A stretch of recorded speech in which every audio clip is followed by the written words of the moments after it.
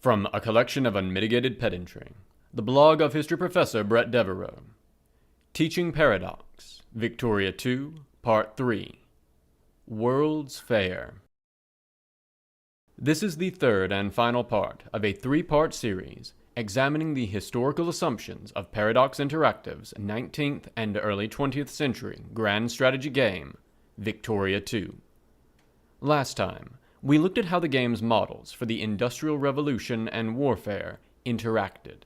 By simulating, even in a fairly limited and abstract way, both the tremendous increases in productivity of the Industrial Revolution and the tremendously increased destructiveness of warfare brought about by the weapons of the Industrial Revolution. The game reproduced one of the key historical developments in warfare in the period.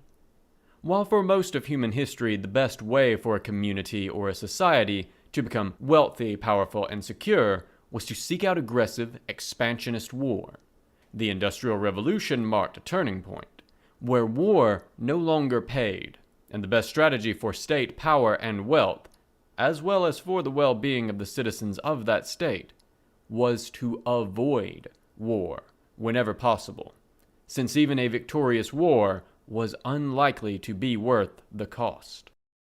Having that theory of history come together as an emergent, interactive part of gameplay, as far as I can tell, quite unintended by the developers, is, I think, the singular triumph of Victoria 2 as a historical game. But, of course, you all knew this series couldn't be all positive things. So far, we have stayed mostly focused on the game as it is played by the various Western great powers, mostly the European powers, but also the United States and the Ottomans.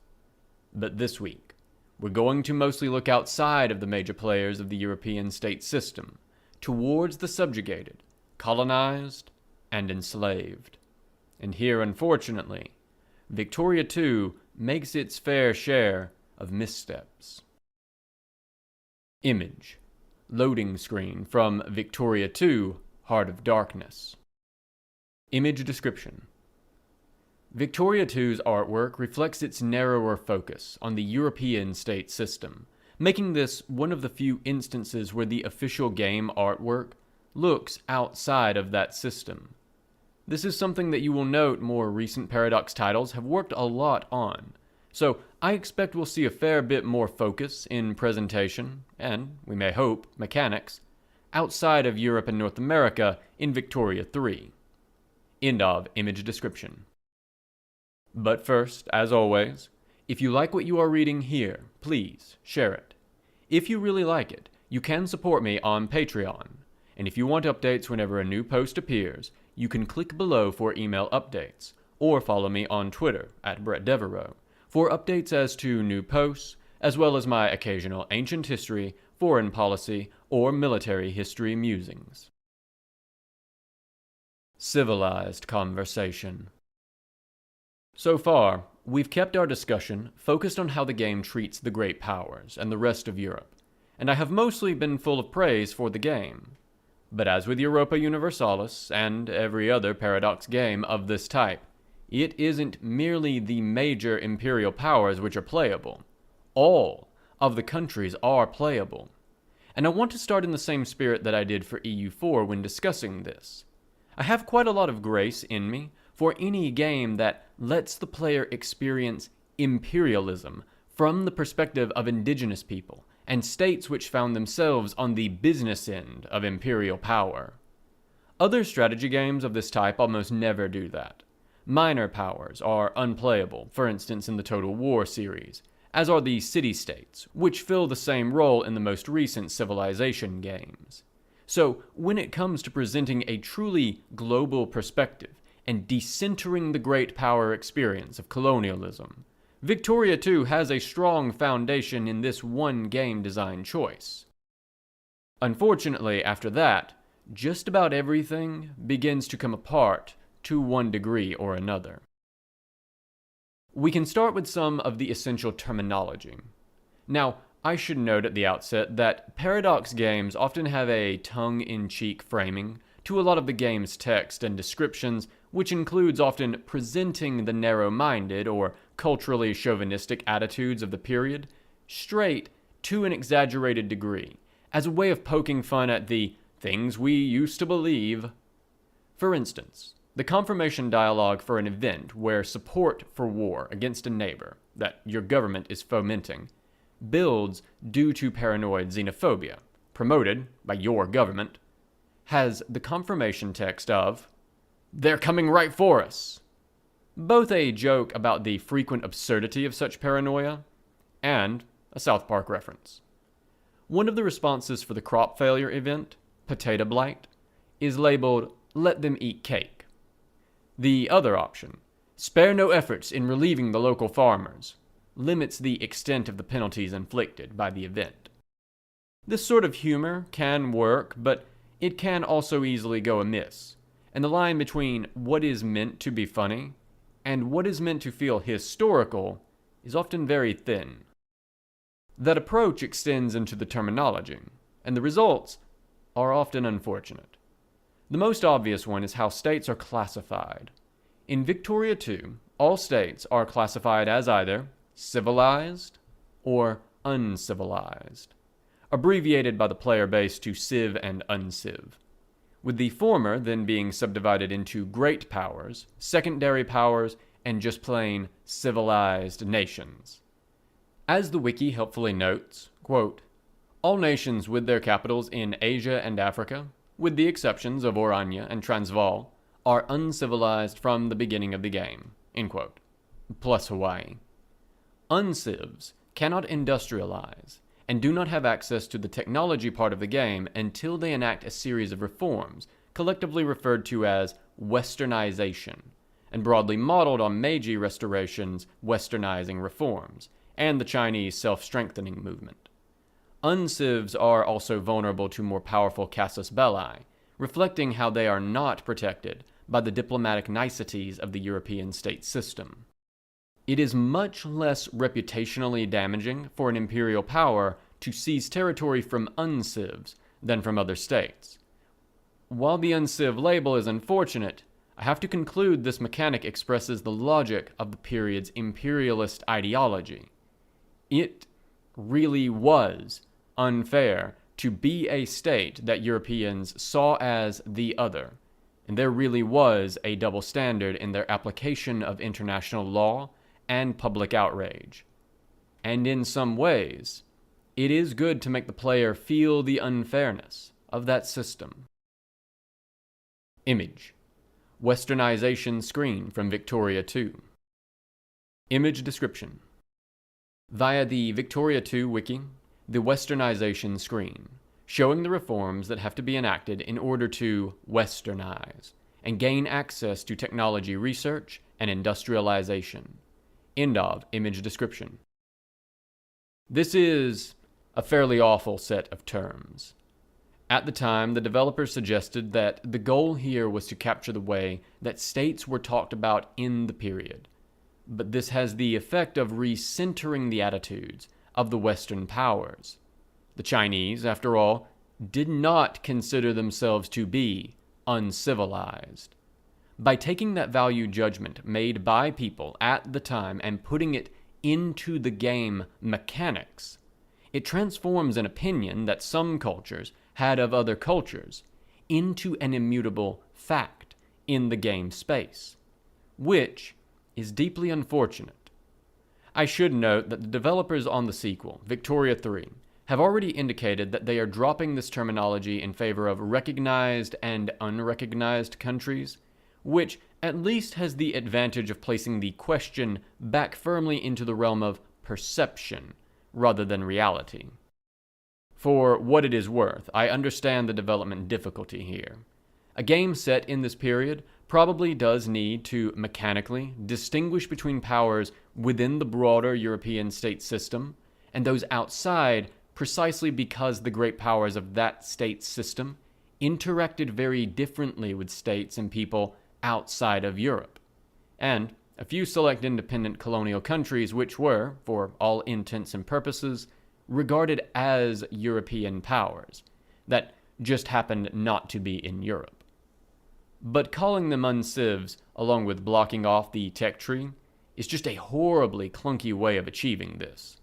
Recognized/unrecognized isn't a perfect solution either, but it is quite a bit better. Slavery. An area where Victoria 2 does better is the topic of slavery. Enslaved people are simulated exactly like every other pop. They don't have advanced needs and can only be made to work in RGOs as farmers or laborers. Their pop type remains slave. The lead up to the American Civil War, ACW, is modeled in-game, and unlike so many games about the ACW, where the war seems to have been about nothing in particular, the ACW in Victoria 2 is explicitly a product of slavery and the defense of slavery. A United States, which manages, by whatever manner of gaming cheese, the US generally gets the slavery debate modifier early on, which reflects the intransigence of Southern slaveholders and prevents abolition without war. To abolish slavery before tensions burst into war simply skips the ACW, because there is nothing left to fight about. I think this is an admirable level of candor from the developers here, though I also think it is reflective of the view from Sweden I've mentioned earlier. The ACW isn't the hot-button issue for the Paradox devs that some other wars are, a point we'll come back to with Hearts of Iron. And, yes, the American Civil War was fought over slavery. We know this because the Confederates who fought it for that reason were explicitly clear in their speeches, statements, and letters that this was the case. A decent sample is gathered here, for instance.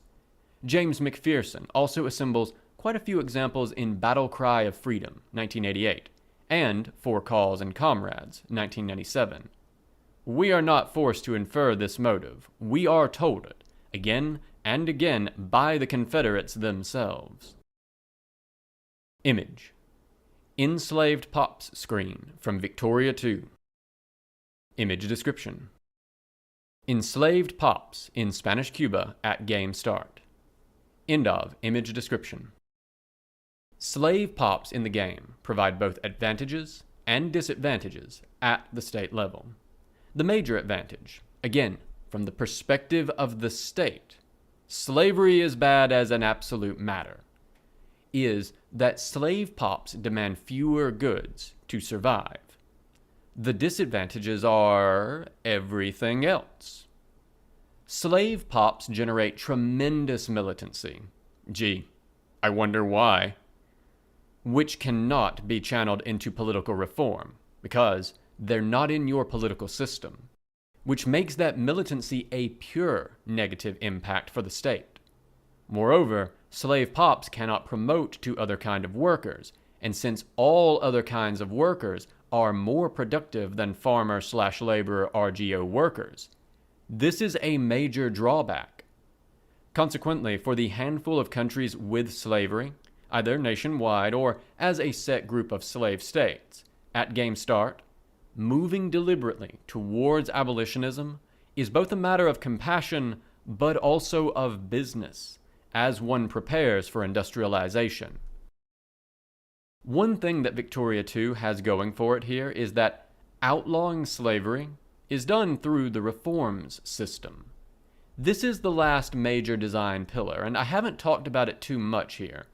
Each state has an upper house, which must approve reforms, split into political reforms and social reforms, and the party affiliation of those members, who may be restricted to your ruling party, more broadly appointed, or elected, depending on the structure of your state, determines if they'll support further reforms.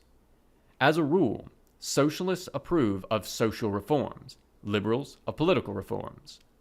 Other parties may be brought to approve of reforms of one or another type with high militancy. Typically, high militancy can allow liberal socialist communist coalitions to push social reforms, and socialist liberal conservative coalitions to push political reforms. Reactionaries always oppose both types. Because outlawing slavery is a political reform, it is subject to this system, which means that for a country that starts with slavery legal, abolition is a political movement rather than merely flipping a switch. Support has to be mobilized, often particularly among the elite, depending on your upper house structure, in order to pave the way to making what was, for many societies, a titanic social change. This is true for the USA in-game as well, because the ACW triggers are tied to the percentage of the upper house which is liberal, and thus ready to vote for abolition. Again, this implementation is not perfect. Victoria 2 does more than most strategy games to make you care about your pops, but the issue of slavery still very easily becomes an abstract issue of maximizing production rather than a concrete issue of human suffering. I wish that there was a bit more in terms of showing, in the case of the United States in particular, the long push necessary to build political support for abolitionism in the United States, which in turn led the South to secede. There are a few events to this effect, but most concern the arena of politics rather than shifts in public opinion. Likewise, the role that Britain played in encouraging, and in some cases forcing, other states to abolish the slave trade in the 1830s and 1840s could be better modeled in events and decisions, and perhaps made a path that any sufficiently inclined naval power may choose to pursue. Still, the representation of the horrors of slavery in video games, historical or otherwise, is generally just so relentlessly bad that Vicky 2 scores well above par simply by doing a baseline adequate job.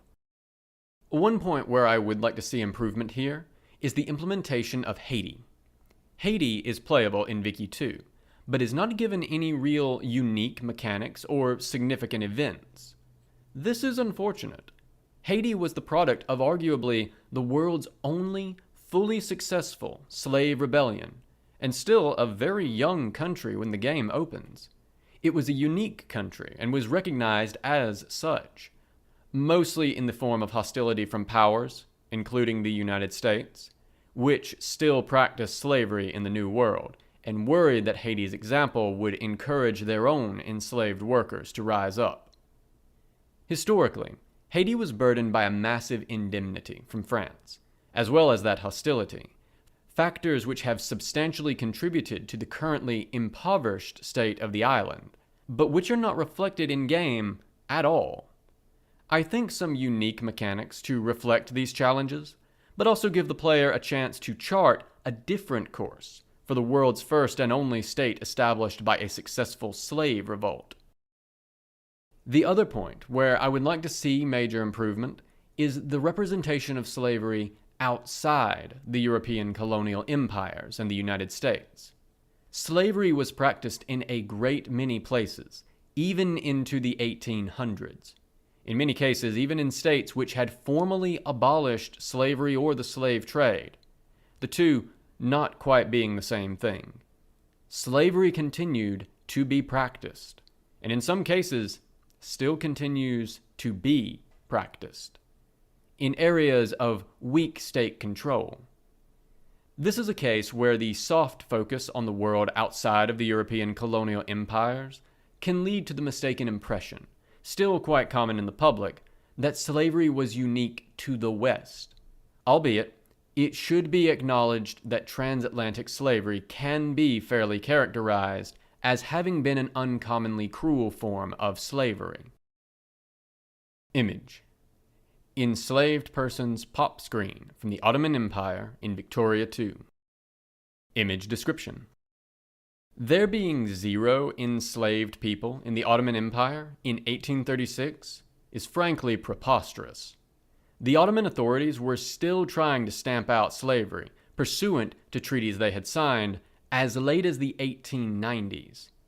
Here, I wonder if the developers fell into the common mistake of conflating the abolition of the slave trade with the abolition of slavery, but these were often disconnected things. The United States, for instance, banned the slave trade, at least in law, though not necessarily in practice, in 1807, actually banning slavery, however, to took almost 60 more years, and one civil war. End of image description. The Gates of Africa. One thing that Wiki 2 attempts to simulate is how European colonialization proceeded in different places at different times. It does this through a gating system based on a game stat called life rating. The life rating of a province is meant to reflect its general habitability, and each province has a different rating. At the start of the game, all countries can colonize territory with life ratings at or above 35, but most of the uncolonized states in Africa have values below that, usually around 10 or 15.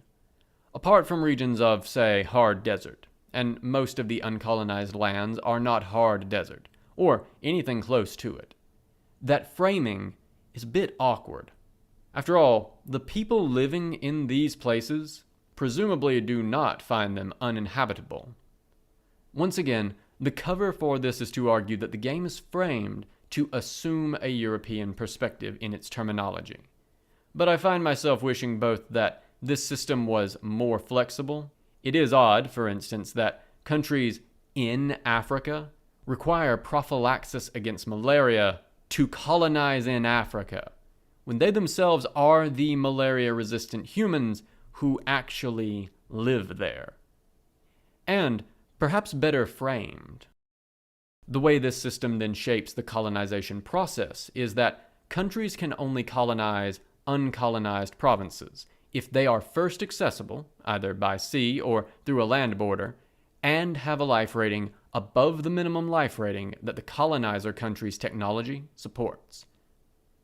This allows, for instance, for Russia to complete its conquest of the steppe during the early game, although I'd argue these conquests probably ought to be modeled as wars, even in the game's logic. It also allows the United States to manifest destiny westward in the early and mid-game, though I'd argue these conquests probably ought to be modeled as wars, while still walling European powers out, except for the occasional British effort to nab the Pacific Northwest, and causing the scramble for Africa to happen at roughly the right historical moment in each playthrough. Image.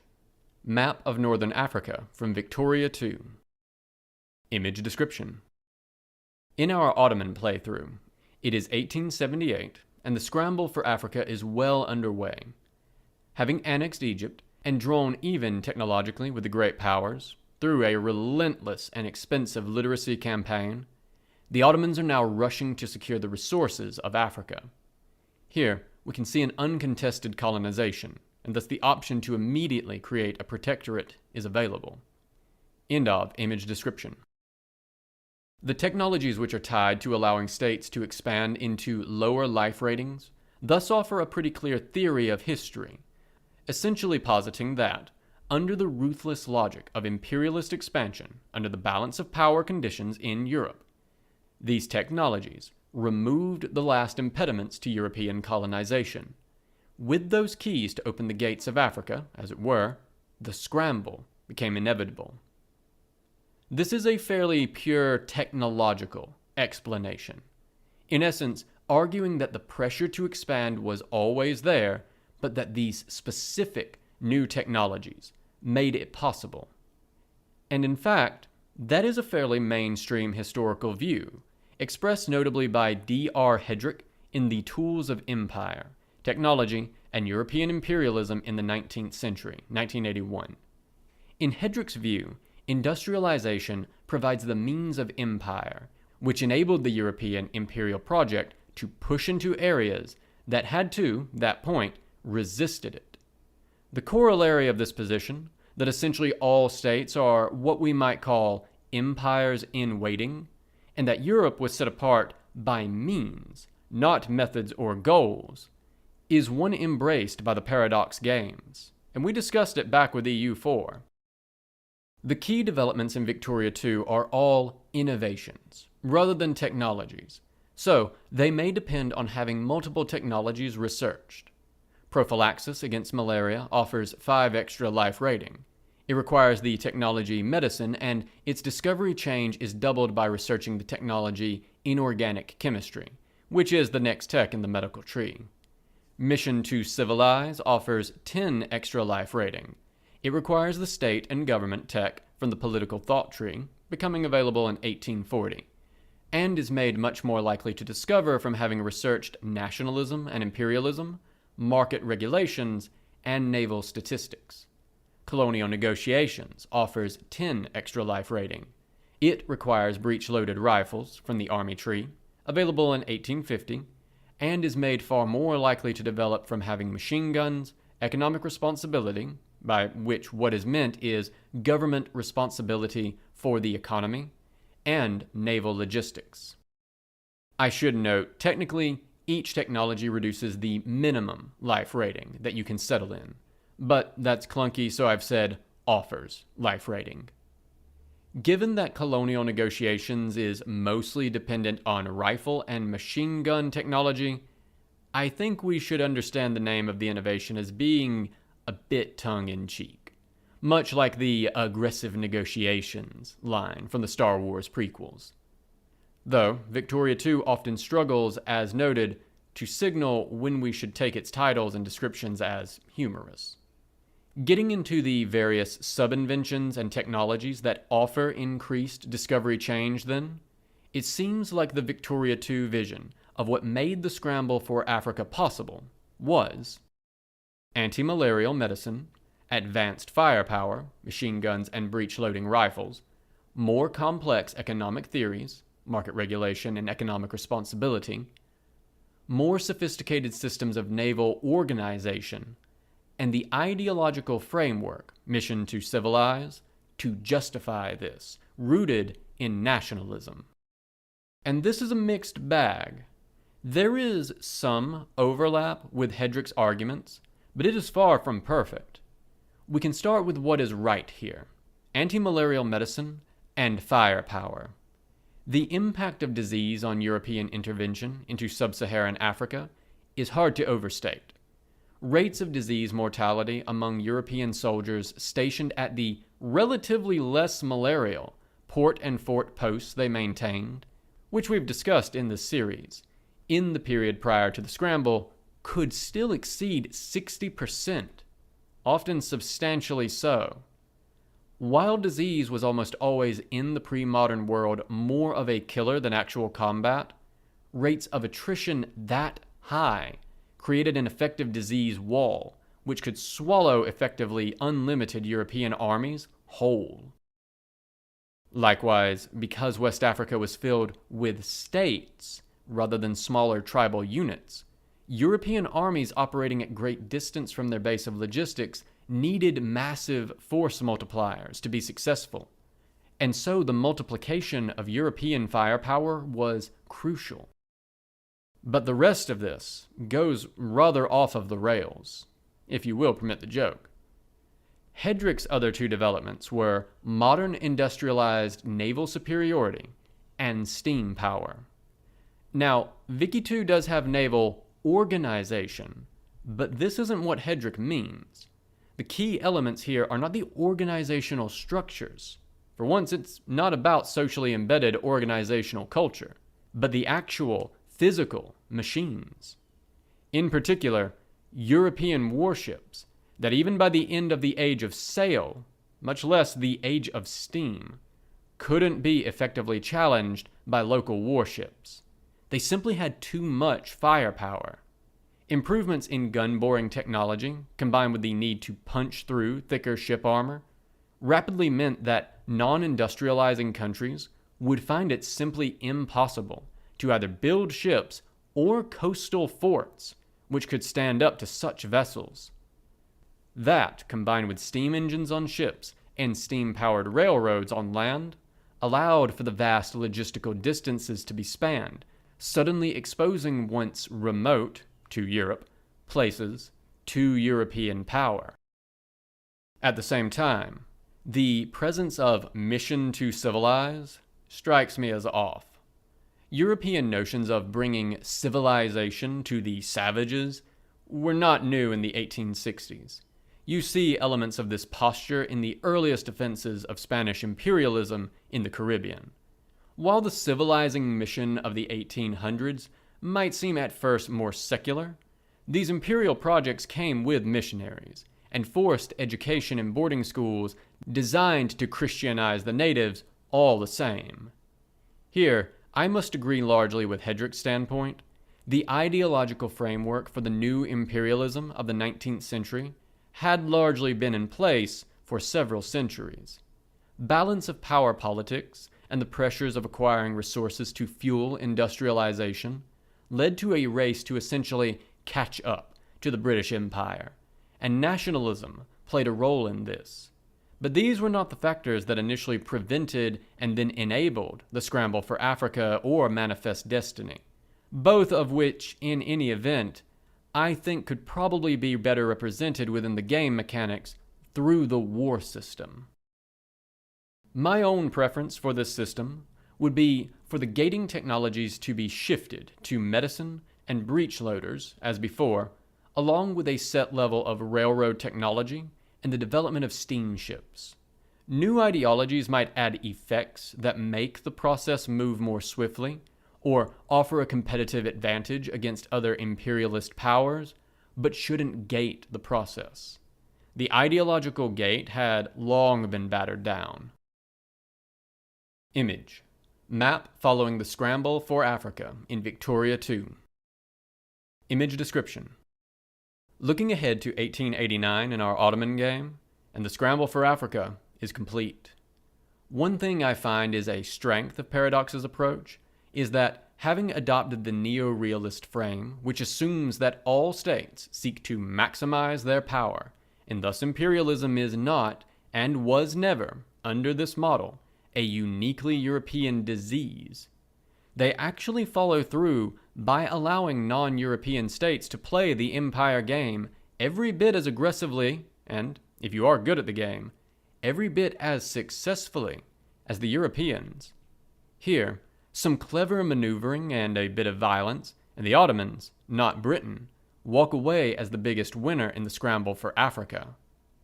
For those wondering about Scandinavian Africa, a pan-Scandinavian union is one of the possible national unions. Here, they were awarded the Congo during the Berlin Conference, which historically gave it to Belgium. As a historical note, while the treatment of Africans in basically all of the European colonies in Africa was extremely poor, the Belgian Congo was notable even among that awful company as remarkably terrible. End of image description. Oh, and I think probably this entire system could be better represented within the game mechanics as a series of wars. Did I mention that? Cultures and states. Once the relevant technologies are researched, colonization in Africa, the last great explosion of colonial activity in the game, proceeds very rapidly. And this is as good a time as any to discuss the system. States can attempt to lay claim to provinces marked as uncolonized, this term just as awkward here as in Europa Universalis 4. Doing so requires colonial power, which is generated by a state's naval assets, presumably reflecting the overall ability to sustain the ocean logistics network to support the effort. Sending an expedition to lay a claim ties up colonial power until the effort is completed. Assuming no other state sends an expedition to the same place, the original state can then create a protectorate to lock competitors out.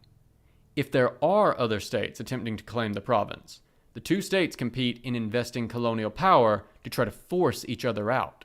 If neither backs down, it can trigger a crisis. Protectorate provinces can then be upgraded by a further investment of colonial power into colonial states. This is presumably meant to reflect a greater degree of investment in infrastructure and administration, and it allows more resources and taxes to be extracted from the province, along with the recruitment of local troops. That latter point is odd. European colonial powers were using local troops in most regions of Africa before establishing territorial control, so the order here is off. However, colonial states aren't represented in the government of the country. Their pops won't assimilate to the primary culture, and factories cannot be built there. Also, recruitment of troops is less efficient in colonial states. It requires more pops to support a given number of brigades. Colonial states can then be converted into fully fledged states by having at least 1% of the population be bureaucrat pops, who generate administrative efficiency of an accepted culture. Here, some of the Gen 2 railroading rears its head. Whereas players could add new accepted cultures in EU4 to reflect an effort to push towards a more pluralistic, ethnically accepting state, this is not an option in Victoria 2. Apart from a few rare national decisions, like forming Germany, primary and accepted cultures are fixed. None of the major European colonial powers have accepted cultures that are not themselves European, meaning that the only way to transform a colonial province into a full state, and thus a full part of the country, is by shipping out large numbers of primary culture bureaucrats. Image. Map of competition for provincial control from Victoria 2. Image description. Here, we have more of the Ottoman scramble for Africa, in this case competing with Scandinavia for control of the province. If the competition goes on long enough, it could trigger a crisis, and from there potentially a general war. That said, this province is very strategically important, since failing to obtain it would wall off the rest of southern Africa from the Ottomans. End of image description. It is thus impossible, for instance, for the Netherlands to decide that its subjects in Dutch Java ought to be full and accepted members of the Netherlands. The best it can do is encourage them to assimilate to Dutch culture. And even there are very few mechanics for this. While at release it was often possible, and indeed sometimes easy, for colonial powers to statify their colonial possessions, which, for democracies with colonial possessions, meant including those colonial subjects fully and equally in the democratic process. Balance changes, mostly to limit Britain's ability to do this in India, have made this much more difficult. By and large, statification mostly now is simply the means by which Russia and the United States bring new territories, the last of the Eurasian steppe and the Great Plains, fully into their countries. Even if a player surmounts those hurdles, they can only do so by shipping out, in our Netherlands example, large numbers of Dutch or Belgian bureaucrats, rather than, say, encouraging Javanese bureaucrats, because those pops do not count for this calculation. Which reeks more than a bit of the civilizing mission, since the only way to accomplish the industrialization of a colonial province is to first import large numbers of civilization-bearing European bureaucrats. There is no way to encourage indigenous development, nor to declare the local culture tolerated and valued. This mechanic is a touch trickier than the also awkward westernization mechanic, because at least westernization had fairly clear historical models in this period. In the end, the statification mechanic is, in most instances, a counterfactual. None of the great imperial powers did simply decide to embrace pluralism and incorporate their colonial possessions as full core elements of the state, except for a handful of relatively small islands. They didn't do so even under the pressure of 2 world wars. Heck, to some degree, the United States still hasn't. Though, Hawaii may otherwise be one of the most notable exceptions. 2 colonial powers never did this. Nevertheless, especially for countries that begin the game with substantial colonial holdings, it seems like the counterfactual of pluralism and toleration, rather than exclusion and exploitation, ought to be offered, and in a more meaningful and fleshed out way. And probably with substantial political opposition to be overcome from the imperial core who would be loath to share. More troubling to my mind is that the colonization process is all about competing with other European powers, but generally not with resistance by the people being colonized. Even in EU4, the local population would occasionally attempt to destroy a colony and reclaim their land, at least until control was firmly established. But this doesn't happen in Victoria 2, And indeed, apart from a few events triggering militancy among Native American pops who find themselves inside the borders of the USA, the existing population of uncolonized lands are presented as being almost entirely passive as their territory is seized. Indeed, they're only actively simulated as pops once their territory is seized.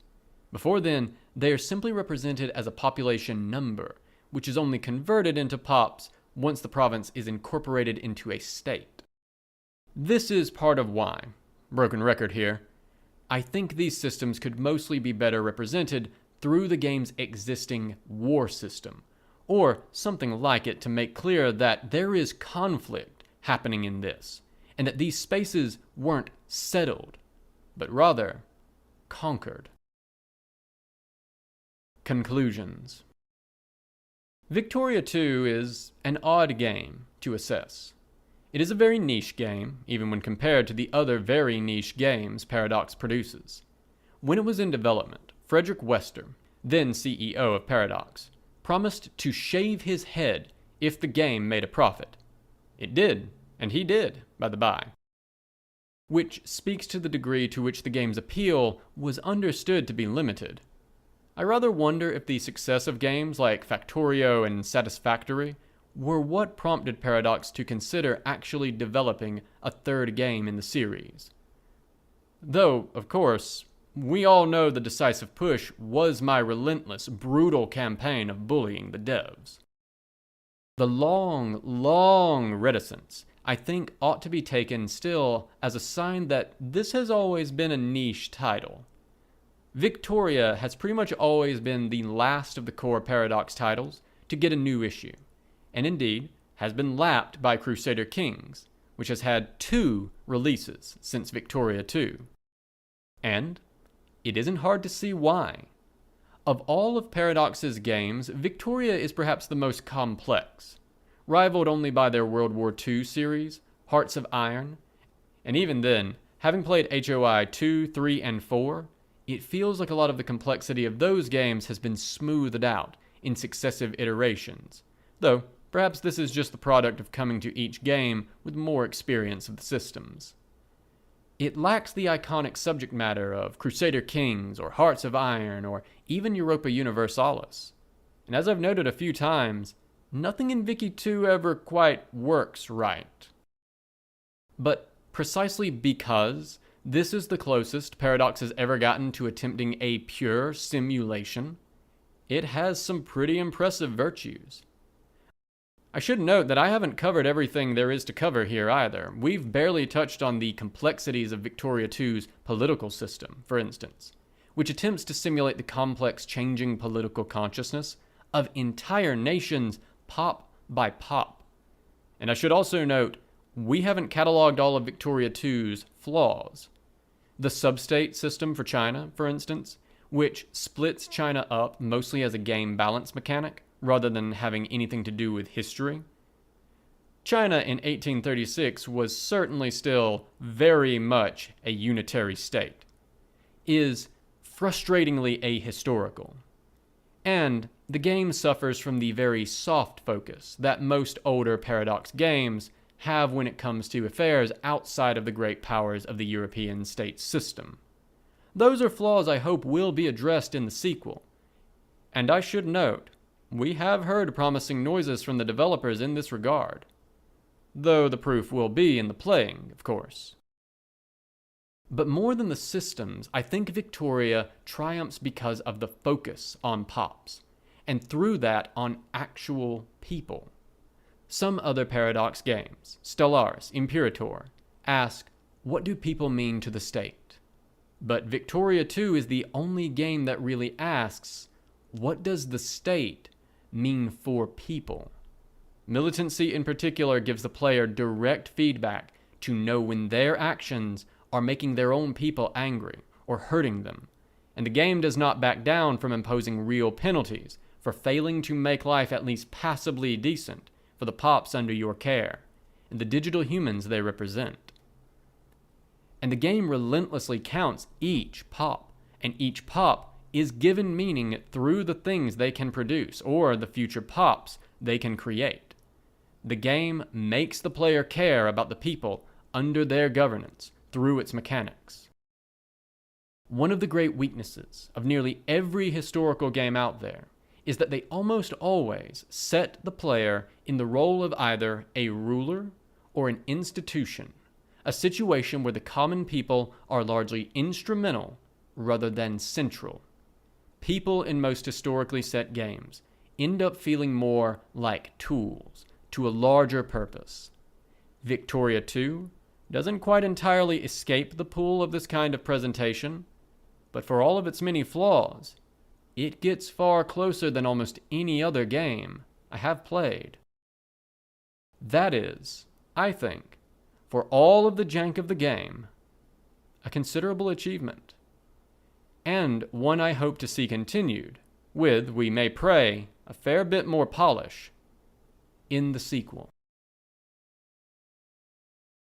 This has been a recording from a collection of Unmitigated Pedantry, the blog of history professor Bret Devereaux, recorded by myself, A Great Divorce, for accessibility and sharing purposes.